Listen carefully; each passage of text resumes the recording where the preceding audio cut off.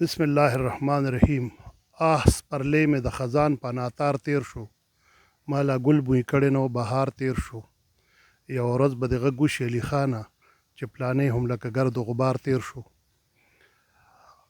ملګرو راغلي یو د بادل صاحب مزار له اول خان رسوا پښتو ادبي تحریک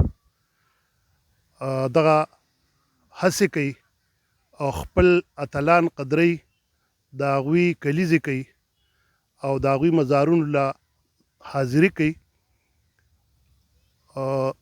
اول خان رسوا پښتو ادبي تحریک خیبر پښتونخوا انشاءالله چې د دغې غړي ژوندي وي نو دا اتلان به ټول عمر ستایو.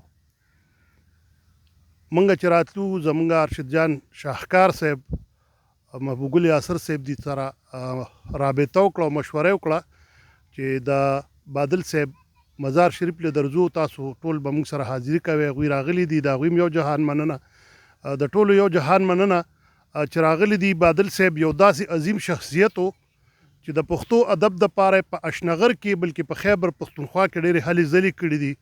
ډېر کتابونه د هغوی په وجه باندې چاپ شوي دي، ډېرې غونډې د هغوی په وجه باندې جوړې شوي دي. د اشنغر او بلکې د خیبر پښتونخوا او تر د کوټې پورې دوی تللي دي، مشاعرو له تللي دي. د دغې ژبې دپاره د دې خوار ولس دپاره هغوی چې کومې هلې ځلې کړي دي د چا نه پټې نه دي او دا یو حقیقت دی چې شاعر وایي نه مري. نو هغه دغه حقیقت دی چې بادل صاحب ژوندی دی. که د هغوی وجود موږ سره نشته خو د هغې خیالات موږ سره شته، د هغې افکار موږ سره شته، د هغوی چې کوم شاعري موږ ته پرېښې ده هغه موږ سره ده، د هغوی یادونه موږ سره دي. او انشاءالله چې شاعران ژوندي وي د داسې خلکو دوی به هېرېږي نه تر قیامته، لکه څنګه چې خوشحال بابا، رحمان بابا، علي خان بابا یا داسې نور ډېر ستر شاعران تیر شوي دي او هغوی یادېږي. داسې به انشاءالله دا شاعران هم یادېږي. دا دوی د ځانه پس یو داسې خزانه پرېښې وي چې هغه خلک سپړي نو د هغوی نوم به راخیږي پکې، هغوی به پکې ژوندي وي.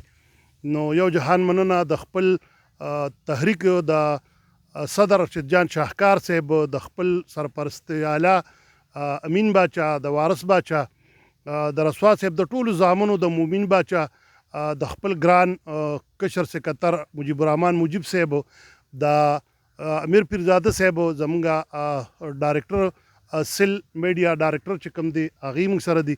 د بادل صاحب د زامنو یو جهان مننه چې هغوی موږ له راغلل او موږ سره په دې پروګرام کې شرکت وکړو.